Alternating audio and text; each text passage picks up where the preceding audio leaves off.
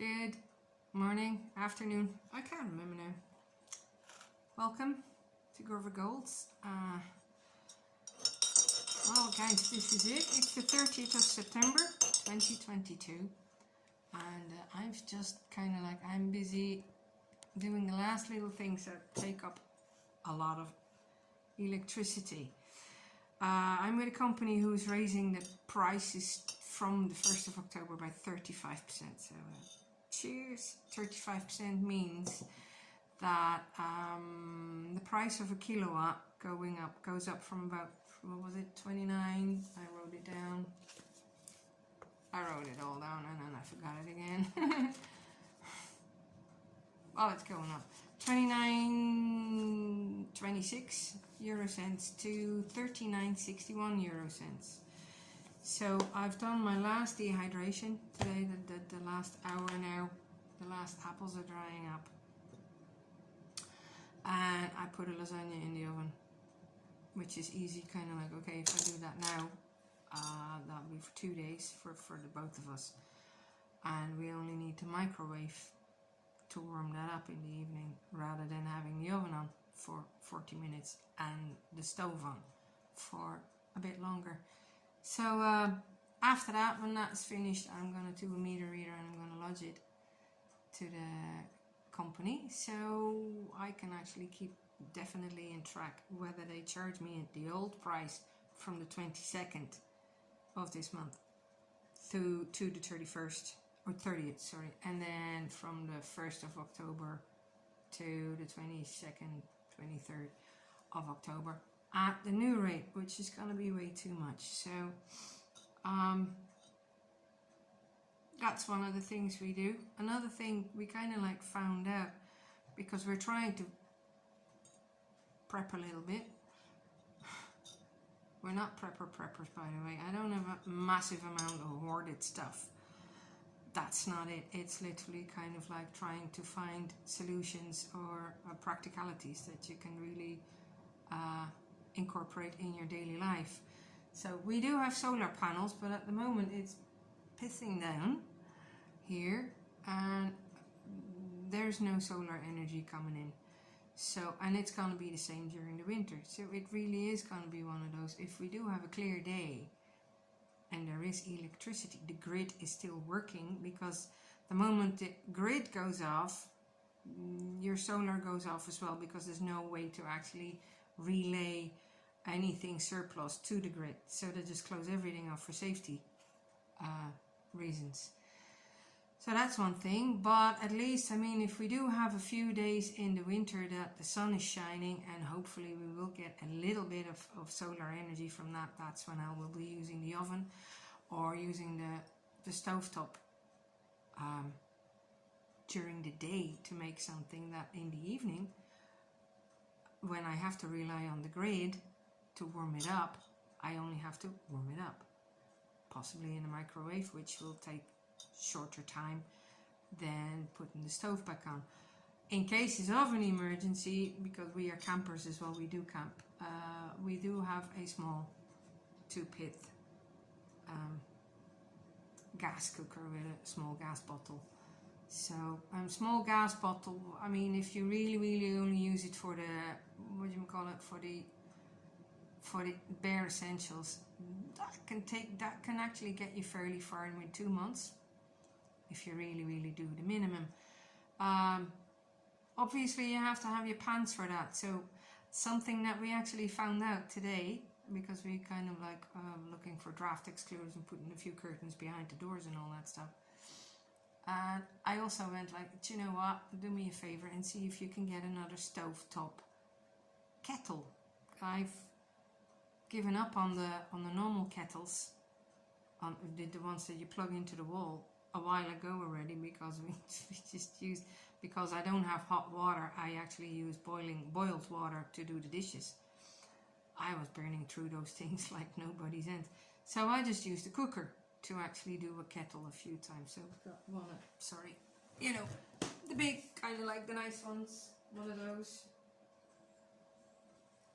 Thick bottom, very nice. That's what we use. And I went like, I would actually like a spare to use for the gas cooker. You know, if the electricity goes off or if it really gets too expensive, we can do that. And but I don't like to switch and change, because sometimes with pans, if you use them on a gas cooker, they may buckle, and then you can't use them on a flat ceramic or any of those other things. Electric doesn't really, because it doesn't close properly anymore. The other thing we do, but they're hard to come by at the moment. You really have to go looking. So clearly everybody's jumped on the bandwagon and is trying to get them. So see if you can get a normal kettle. The other thing that we do, and we've been doing that for quite a while to actually kind of save on energy and not boil the kettle, you know, it's one of those tips that they give you. Boil the kettle only for what you use it for, only for your cup of coffee, 1 cup at a time. We just got a flask, you know, I've been using that for the last 2-3 years already. You just get a nice big 1 litre flask. It may be an investment. The best ones I found were Anchors, but you can't find an Anchor anymore. Gone out of business, so it's just a plain Tesco ones. Not the glass one, it's double metal. Takes 1 litre. You boil 1 full kettle in the morning. That's 1 cup is 250. Paul gets his cup of 250, and the rest of the litre, because those kettles are 1.5 litres, goes into the flask. That will actually kind of like still stay warm for 3 to 4 hours, enough for drinkable. Even if you have to reboil it, it's already warm, so it boils quicker. That will be the tips for today. I think that's what I'm going to do. And yeah, I would say bring it on, you know, kind of do your meter reading, submit them just on the day before, you know, your prices go up. I think Flowgas is not increasing them until the 23rd of October, but SSE Electricity is doing them tomorrow, so make sure you know how much you used before tomorrow, and then from tomorrow until your next bill. Use your solar energy if and when you can, which is on sunny days. At the moment it's nothing. Have a stovetop kettle that you can use on a small gas appliance, if please, you know, get one. If you're a camper, those little flimsy ones that you use on the campsite for, yeah, we've got one of those, but it dribbles and it only holds like half a litre. Doesn't do very much. Boiled water, keep it in a flask. Oh, the other thing, because I'm making lasagna at the moment, that was another thing. I'm kind of like, lasagna, yay, nice. I need an oven for that, you know, and I can warm it up in the microwave easy enough. But if the electricity goes, I don't have the microwave, and well, that oven won't work because it's electric, and I don't have a gas oven, which obviously also it would take a fair amount of gas to heat and all that stuff. You'd have to have it running for 20 minutes to half an hour to actually warm up your lasagna, while it's easier to have something that's in a pot. So a stew like, or anything like those, a curry, everything in one pot is easier to actually warm up on the top than, shit, hang on, I need an oven for that, or yeah, or a microwave. So that's the thing. Cook your things when you've got solar power, or cook the things during the day, or when you're off, when you're on a low tariff. We only have one tariff. Do cook pots, you know, like 1 pot stews. Make sure that they're 1 pot stews, and not like you need 5 pots first before it ends up in 1 pot, like they did in the past.